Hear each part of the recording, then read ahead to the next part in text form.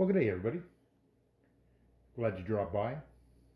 This is part 2 of my mess kit collection. Before I start, I just want to inform everybody I am not an expert whatsoever. All the information that I have is just from reading some manuals, some books, little research on Google, and watching some YouTube videos. So, I figured we're going to start off talking about the Swedish mess kits. So, let's get started. Okay, so I made some changes with the angle of the camera so you can see this a little bit better.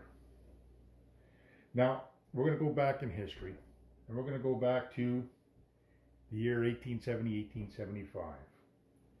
When Europe was going to outfit their military with mess kits. And this is a type of design they came up with. I do not own one, but I'll use this one as an example. Now this one here is a Swiss mess kit, but I'm going to just use this as a visual example. Just remember one thing, the handle here is the same as this one here with the D-rings, and the bail would be the same, exact same as this bail right here with the hook. That was on their very first mess kit and never changed right through the production line. So this type of handle with the 2 D-rings and this type of bail with the hook started off in 1870, 1875. The only thing is their mess kit was roughly 2.5 inches taller than the mess kits they have now. It was made out of copper, and it was lined with tin. Outside copper, inside tin. And another thing, as far as the shape goes, is the shape was more or less something along that line right there, like an elongated oval. That was the shape of their mess kit. They kept that into production right up to 1895. Then in 1895, they made some changes. They no longer wanted the copper tin line, so they went with aluminum. And with that aluminum, what they did is they also changed the design and went more towards a kidney style with a little bit of a dip here.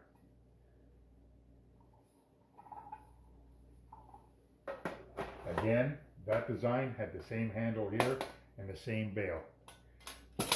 They kept that in production right up to World War I. In 1918, aluminum was very hard to get. Very hard. So they had to come up with a different plan. So they used mild steel. Then they made their kits out of mild steel.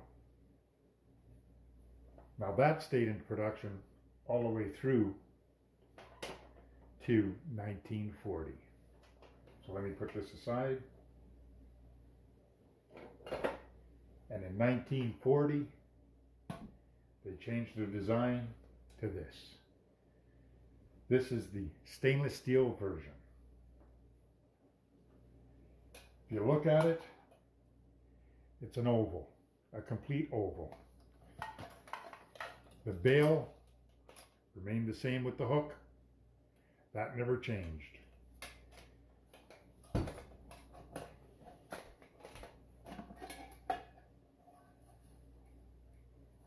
The handle with the D-rings never changed. That remained the same.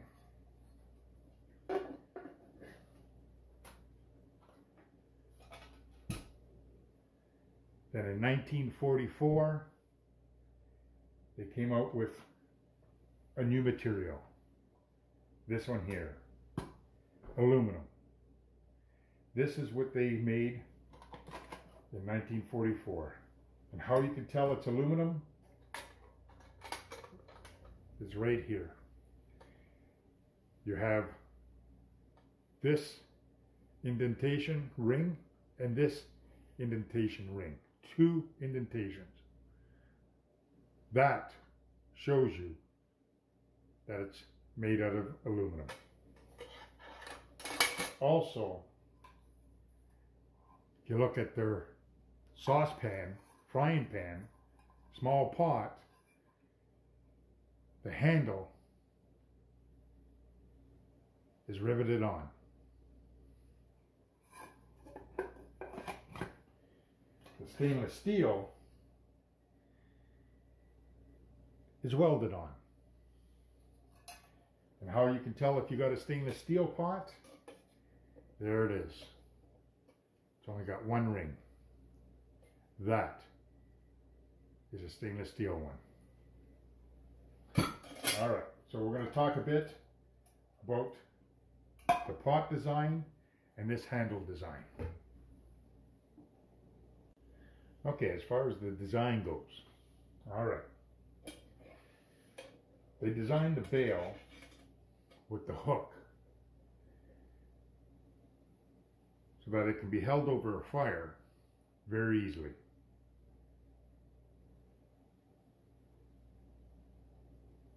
It's also got a multi-purpose that I'll show you a little later. But this is how they designed it, and it worked great. And if you look at the bail, right here has a bend, and then right here has another one. We'll talk about that after. So that's a great design. As far as their saucepan, frying pan, small pot with the D-rings, that was to help them when they were cooking their food. The handle would get too hot for their hands. So they used to go in the bush or grab a branch, use a branch or whatever they have, and they can handle their pot by simply putting a branch in the D-rings, and then they can maneuver it over the fire, out of the fire, to the side, eat their chow, put it back in the fire, do some cooking or whatever. That was an excellent invention. Smart idea. And that's why they kept that throughout their entire production. All right. Another thing. If you look at the mess kits, and you look at their pan, inside the pan you'll have 3 crowns. That's just to show you that it comes from Europe.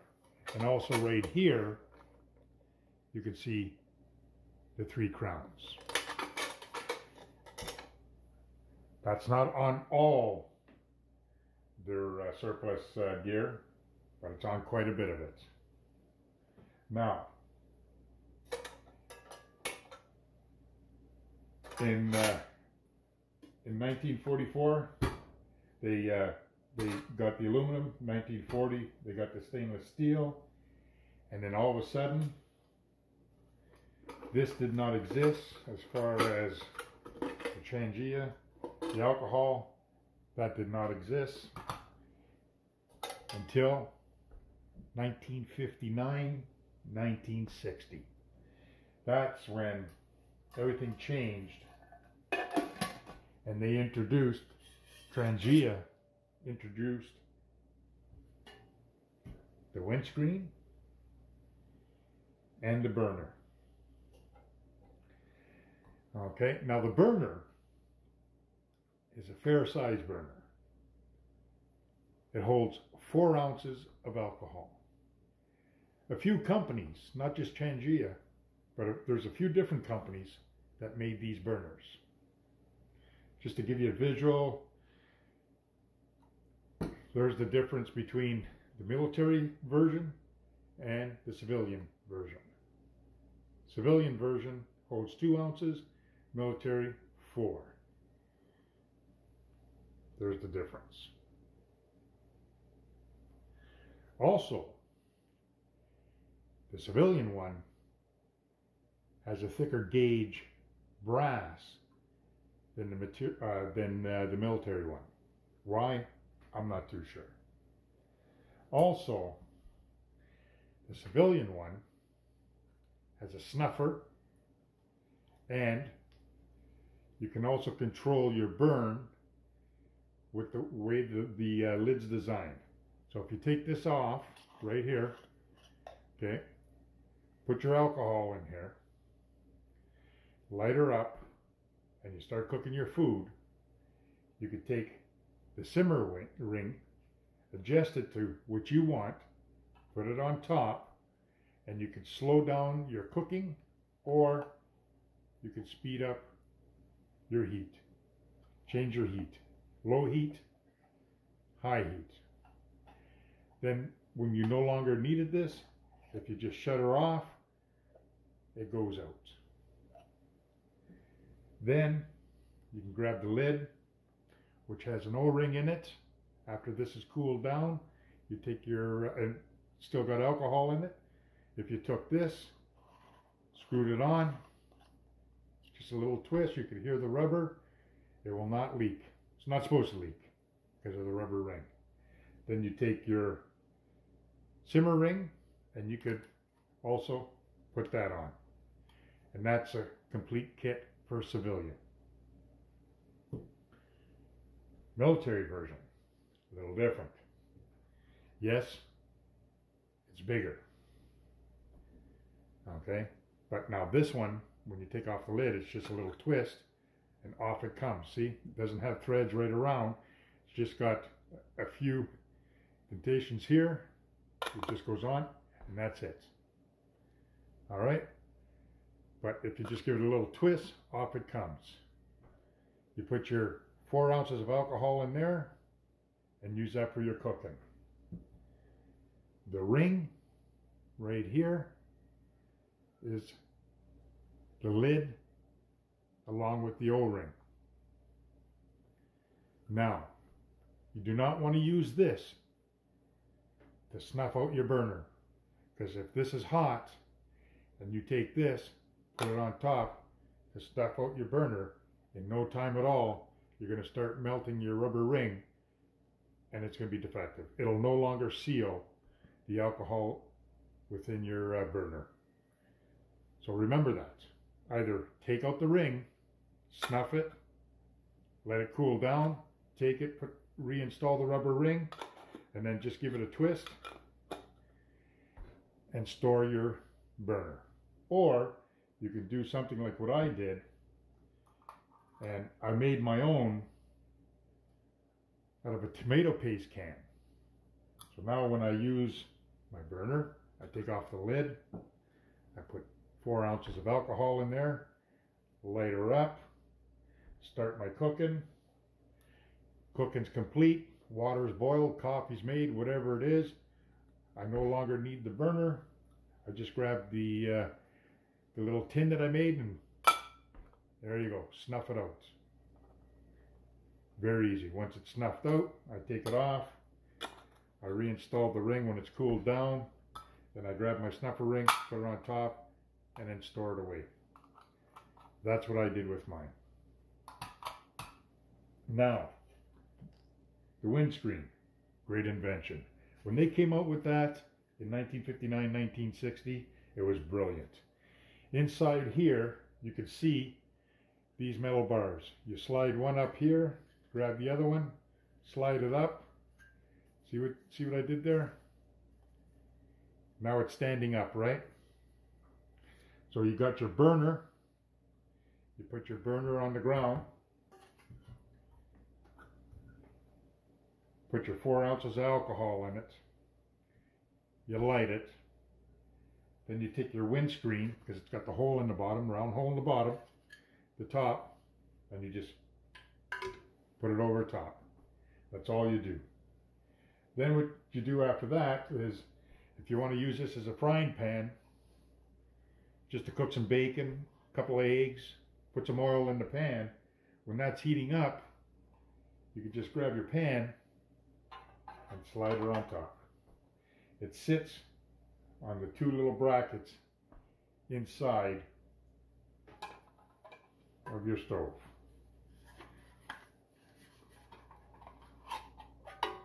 See the brackets there? Here, let me get you on an angle there. Just sits right on top. It cannot go any further down than them brackets. So when it sits on your stove, you got roughly 1.5 inches to 2.5 inches clearance, where your fuel will start heating the contents of your pan. Excellent idea. And again, when you're finished, you can just remove your pan and take what I made, drop it on top, extinguish the military burner. Then when it cools down, you can remove this, take that off, install your lid, and then take my snuffer, put it on, and that's it. Put her away. So that's how you can use your small pan. Now, the big pan works the same way. Again, you got your burner, you got your windscreen. Again, I didn't make no changes. That's still in place. Okay. This here sits perfectly right there. But now this handle is, if it's sitting right like this and the flames are coming out of here, that's going to heat up pretty bad. This is where the changes in your bail comes in handy. With the hook and the second part of this indentation here, if you take your hook, put it in here, grab this part, put it on right in the handle there, it'll hold up your bail so it doesn't interfere with the heat coming from your burner. Like, check that out. See how high that is? And look how far it sticks out from your pot, your pan, and your windscreen and your burner. That is a brilliant, brilliant design. So now, if you got this full of soup, stew, or whatever, and it's cooking away, and you're stirring it up, and then all of a sudden you say, yeah, it's ready, all you got to do is give it a little pinch here,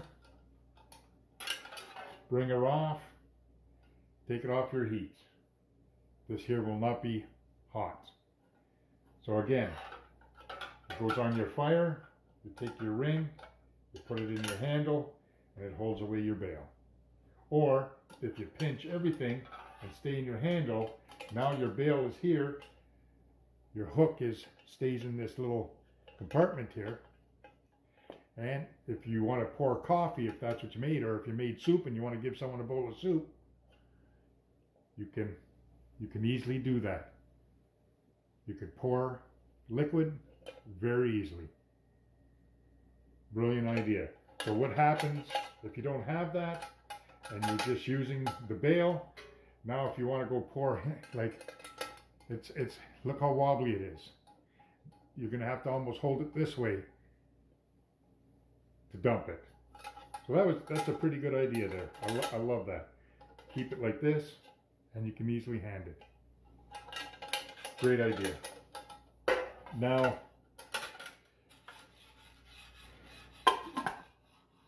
once upon a time, these kits were very cheap to purchase. You can buy them for 25, 30 American dollars type idea. Now, because they're such a hot item, the Bushcraft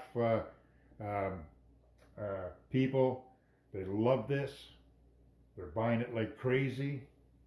Well, now these pots no longer cost 25 American, but some of them cost over 200, 170 American to 200 American. I didn't pay that for these. I happened to get on the bandwagon before the prices went crazy. I've had them for a few years now, but I'm telling you, the aluminum one is very expensive, and the aluminum one is not as expensive as the stainless steel. Sorry, let me correct that. The stainless steel is very expensive, but the aluminum one is not too bad. So anyways, excellent kit. I know it's a pot. It's a small little pan, a little sauce pot. I know the size, okay? But it's not that bad. Really, it's not that bad at all. When you're using that over an open fire and you got your stick and whatever, and you're dropping your oil and all that in there, you could fry eggs in there. If you coat that with oil and you're cooking it over an open flame, it's going to be great. It's going to be all right. Okay, if you got your soup in here and your coffee in here, if you want to make coffee for a few people and you want to use this one, that's great. You want to make a big soup for a couple of people, that's great. If you want to just keep that as your coffee and make a small soup for yourself, or porridge in the morning, or oatmeal or anything, use this one here to do your oatmeal in the morning, and then use this one here to make your coffee. It's a great piece of kit. There's no doubt about it. I love it. So anyways, we're going to continue on. I want to show you a few more things, and I'll get right back to you. Just give me a minute. All right. So just to touch up on a few things. You got the pot, and you got the lid. Everything stows away pretty nice. But if you look at the design of the lid right here, you flip it upside down, you can have it as a double broiler. So if you're cooking something in here that's sensitive, that you don't want to burn, you can easily put your water in here, put it in there, again, set up your hook for your bail, then whatever you're cooking in your pan here, you can use it as a double broiler. Works perfect. Or you can make your soup, your stew, or whatever you want in there, and just use this as the lid. There you go. And then if you want to check on it, lift it up, put her down. Great design. Love this. The aluminum one, this one here, was unissued, brand new. That's going to be part of my collection, and that's going to be up on a shelf. This stainless steel one, same idea. It's in very, very good shape. That one too is going to be kept on a shelf. I got a couple of more that are going to be my users. All right, so what else came with this? I also got with this kit, I got the original military cutlery. That's for the Swedish kit. If you slide her off, you got the knife, you got the 3 crowns. I don't know if you can see it, but this side's flat and that side's round. It feels funny in the hand, but hey, it's only a butter knife. Okay. Then you grab your fork, you slide it out. Again, same shape. Round at the bottom here, flat at the top. But that's a nice size fork. That's a good size fork. The spoon itself has the design here where it messes the knife and the fork, right? So that's going to take some getting used to. But I'm sure if you just pinch it, something like this, just grab it like this, it'd be no problem chowing down on your soup and stews and whatnot. But I just want to give you a comparison. Just give me a second.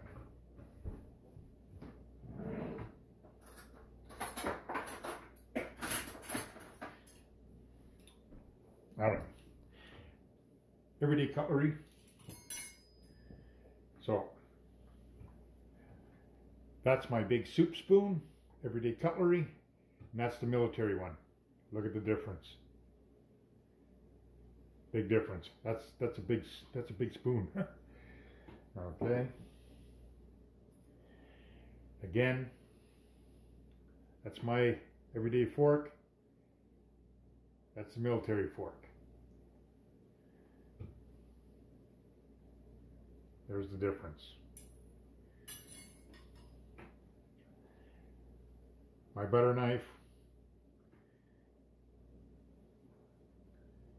military butter knife, on top of each other. Great kit. I love it. Grab the spoon, put it away. You take your spoon, you nest your fork, it sits in the belly of the spoon, and you grab your knife, flat part here against the flat part of your fork, and you just slide that in. That's all put away now. Good little piece of kit. I like that. I got that. Oh, I only bought the one set just so that I can have it for my collection for my aluminum pan. Also, which you can get for this, is the Kutza. Okay, the drinking cups.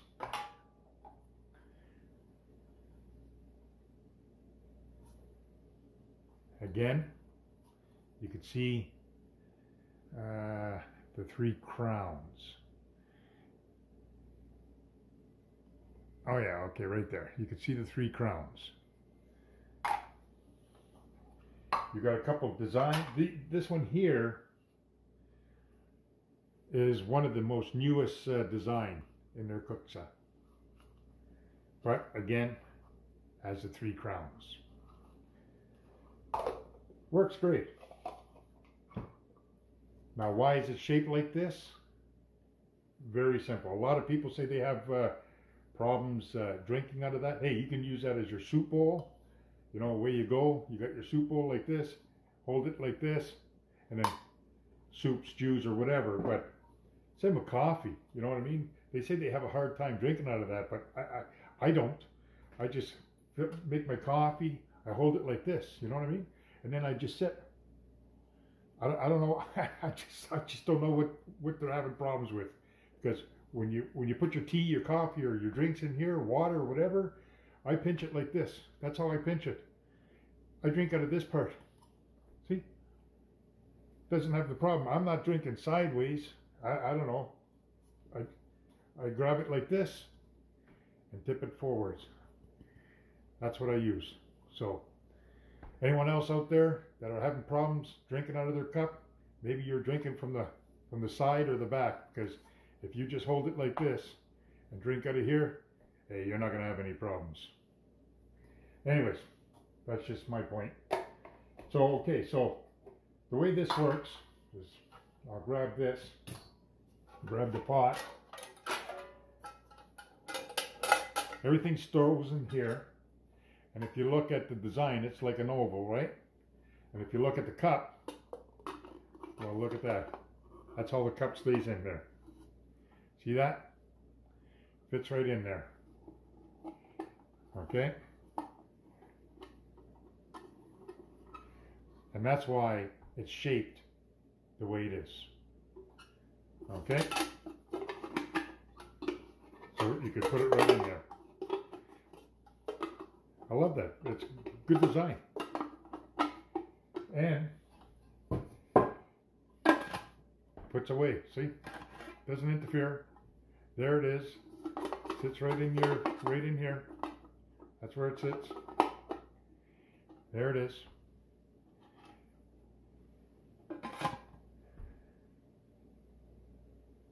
Nice idea. So if you take this, you put your spoon in there on an angle. You can take your cup upside down, put it in here, and you can just hang it up somewhere. Works great. Okay. fuel bottle. It's just a plastic bottle. It too has the 3 crowns on it. I don't know how many ounces that would be. That'd be what, maybe 12 ounces, 10, 12 ounces. But that's a good idea. I like it. Again, it stores in there very easily. Then I grab my makeshift snuffer and the burner, and that goes in there also, just like that. And then once it's all put away inside, put the lid on, close her up, and there you go. You're off. Oh, one more thing, just to touch bases. I just got to put these in the sink there.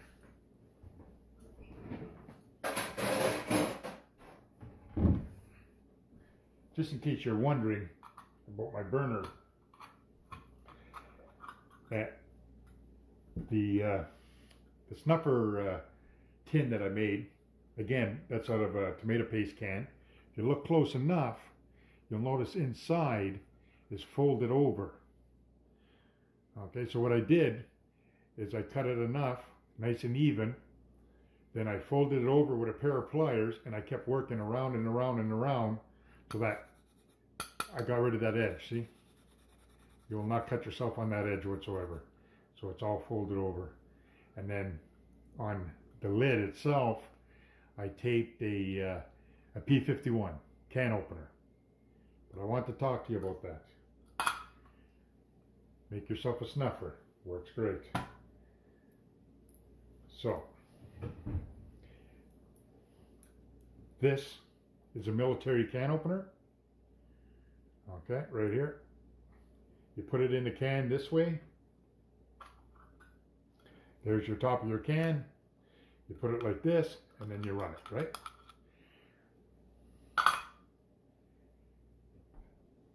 See the size of that? See the size of my fingers? That's a couple inches. That is not a P38. Okay, that's not. This is a P51. Everybody in YouTube and everything, they talk about a P38 can opener and all that. Do you want to see what a P38 is? Yeah, I'll show you what a P38 can opener is for a comparison. Look at this little guy. See the comparison? This is the P51. There's a P38 right here. So I'm going to put this one down. I'll open this one here. It's small. There is a little wee P38. It's only 1.25 inches long. Very, very small. Look at the difference. That's a P38 right there.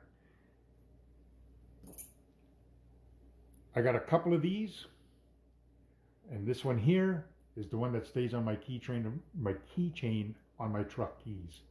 That's where that one goes. Right there, right there. I keep that with my truck keys. Why? Nice and small. All my mess kits, I got the P51. They're the big ones. So everyone out there, buy yourself the big P51s, not the 38s, unless you just want to put it on your car keys. Okay, so I know everybody talks about the P38, P38, P38, but then they're showing everybody the 51s, and they're calling that the 38s. And then somebody's going to go out there and say, oh, there it is, see the picture of the 38, think it's, you know, that big, buy it, and they end up with this little thing in the mail. So I just wanted to show you the difference, okay? So just remember that. All right, what else? Okay, so that's basically this here mess kit. You got the windscreen. We talked about the burner. But I just wanted to show you something that I got set up over there. And I just wanted to show you a few things. So let me just pause you a little bit, take you off my stand, and I want to show you something. So I'll be right back. All right, I got a table here. I got 4 different setups that I just want to show you. All right, so this one here that I'm pointing at is my windscreen. And what I got here is, let's say the Trangia, whatever burner you're using with the alcohol. I don't know, you accidentally spilt your alcohol or ran out of alcohol, or you just didn't bring enough, or something happened or leaked in your pack. What you can do is just take your windscreen, turn it upside down, and start using your wood here, and then putting it in through the front of your like right in here, see? Where your handle goes, you could start feeding your sticks in through here. Once your fire is lit, just keep feeding your sticks into here. So again, this is one way you can set up your cook station. And again, there it is in the handle. Keeps your handle out of the fire. You just pinch it. And again, look how easy that is. Just pinch it, pour it around. Okay, you got your round hole on top instead of the bottom this time. This here just sits on the round hole and you're feeding the wood there. So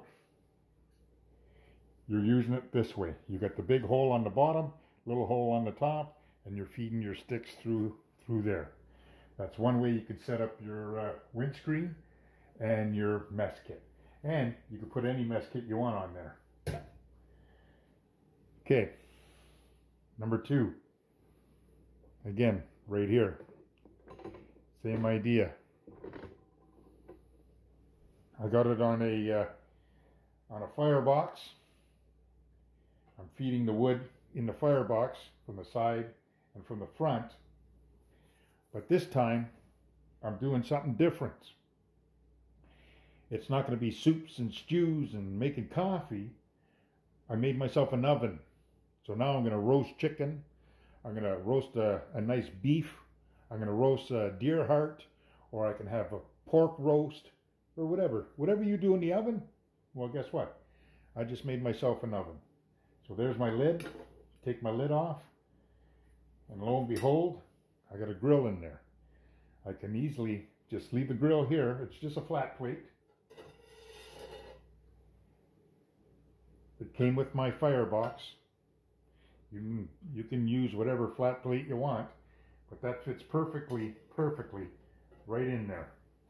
So now that you're burning here, you're creating an oven here.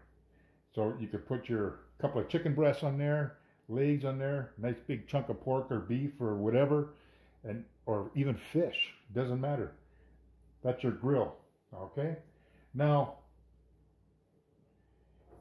these are aftermarket lids from a gentleman I bought online. That basically,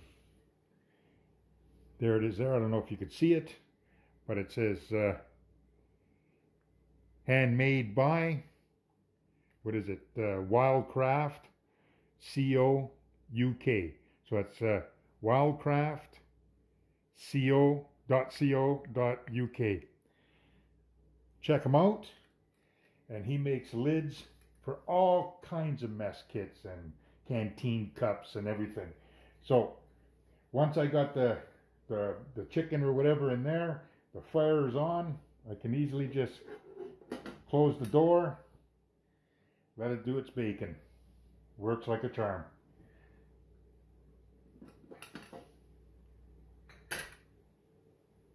If I want to make bread, here's a nice little bread pan. This one's silicone. It just fits in here. Same idea. Now, it's too big for this, but if I go here and grab the original lid here, it'll very easily fit right here.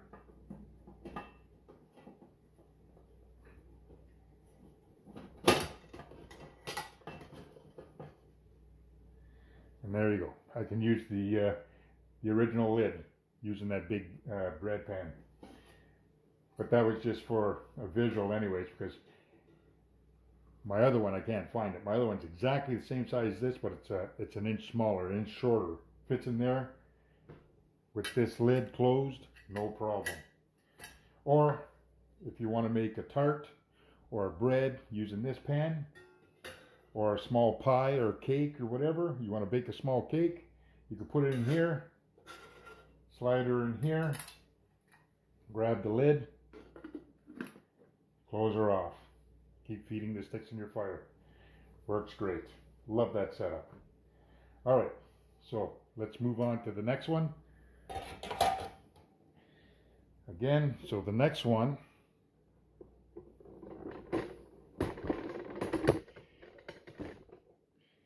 is on a gas burner, and I'm using my MSR Deluxe, and I'm using my small saucepan, and I'm making a soup, a stew, or I'm making eggs and bacon or whatever, right? So instead of using another pot, I also have a lid for this one, built by the same guy. Two different sizes. I got a lid for the big pot, and then I got a lid for the lid for the other small pots. Works great. So again, you got your burner, your gas burner there. You can cook that way also, and if you need a lid, there you go. Just be careful when you're playing around with that. Okay, but it works great. So, one more area that I showed you the last time is the original way right here, and that's your, you can either, this is heavy, you can either use your small pot or your big pots, and you got your windscreen, and you got your military burner. Again, this is the lid for the military burner. Word of advice. Word of advice. When you're going to put this away and you're done with it and you want to just put it on, okay, right there, see the rubbers in there? When you put it on, just a little turn. That's it. See, it's not going to come off. Just a little turn. If you give it a big turn, you're going to start splitting your lid, and your lid's going to start getting micro fractures all the way around. None of mine have that, but again, I don't snuff my fire out with the lid. I snuff my fire out with my can that I made out of a tomato paste. So I snuff my fire with that, then after it's out and it's cool to the touch, then I put the lid on. And again, when you put the lid on, just a little turn. All right? There it is. Okay, so anyway, this is my setup, and this is how I would use the Swedish Military Mess Kits. So thanks for coming by. Don't forget to comment. Don't forget to subscribe to my channel. Give me a thumbs up. Hit the bell for notifications. And this is part 2 of my mess kit collection, and stay tuned. Part 3 will be coming up shortly. Okay guys, peace out, take care, and we'll talk to you later. Bye now.